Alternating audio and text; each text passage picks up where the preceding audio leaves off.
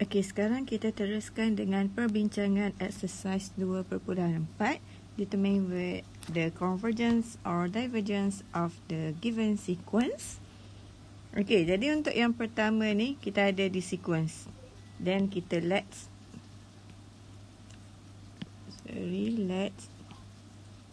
an as negative 1 over 2 the power n.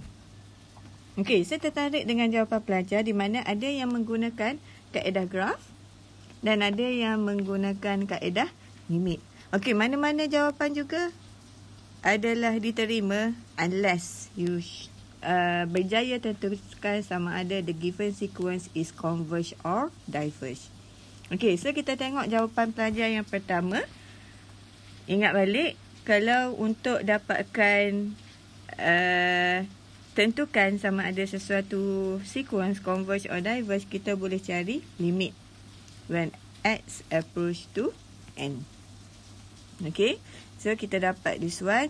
Cuma make sure from this step to the another step, make sure jangan tinggal limit notation.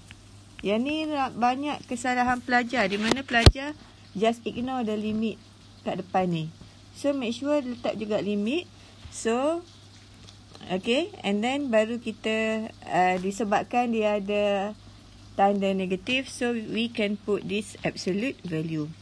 Okay, so when put this absolute value, we can simplify to limit n approach to infinity 1 over 2 the power n.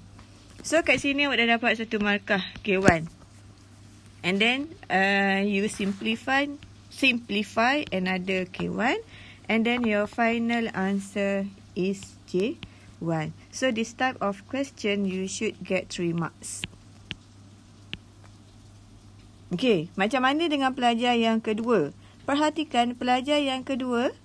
Okay, dia cuba cari limit. Ni, saya refer. Okay, terus dapat converge to 0. And then he or she show that the limit negative 1 to the power n is equal to 0. So, berapa markah nak bagi ni? Okey, disebabkan pelajar terus berikan jawapan. So, cuma dapat satu markah sahajalah, J1. Okey? Yang K semua tak ada. Sebab dia tak tunjukkan langkah pengiraan.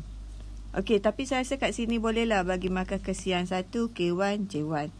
And then if the students, okay, plot the graph, okay. So for plot, usually kita akan dapat plot 1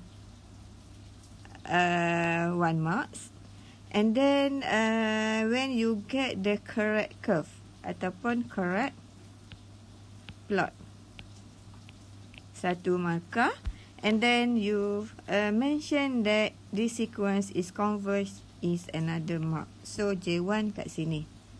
Ini untuk soalan yang pertama. Sekarang kita tengok soalan yang kedua.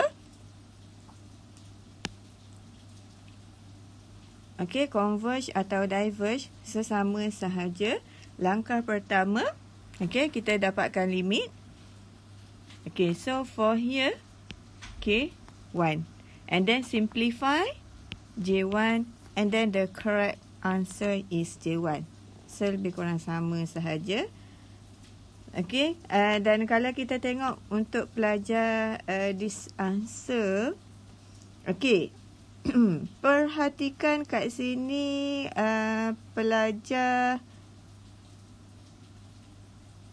menggunakan apa? Yang ni menggunakan yang bahagi to the power of highest pun boleh sebenarnya. Ataupun dia juga tunjuk menggunakan kaedah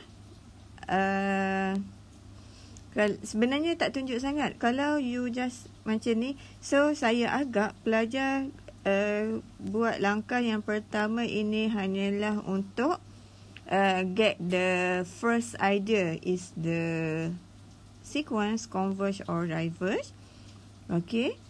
Kemudian baru beliau tunjukkan macam mana dapat this sequence is converge to 0. Okey, kalau dari segi permarkahan pula, okey, apa yang kita akan dapat adalah kat sini dah dapat dah K1. Tapi kat sini dia bahagikan dengan, sepatutnya kena bahagikan kepada denominator. Kan? Highest power of denominator sepatutnya each term kena bahagikan dengan n kuasa 2. Tapi kat situ dah silap dah. Okay, once you have this wrong method here, sebenarnya kat lain juga akan dapat K0, J0. So, satu markah je lah untuk pelajar yang ni. 1/3. Ini 3/3. Okey, dan pelajar yang terakhir ni pun sama. So, kita dapat kat sini is K1. Cumanya kat sini pelajar suka tinggal limit. Okay, so K1 here and then J1 here. Sorry, J1 when we say that the sequence converge to 0.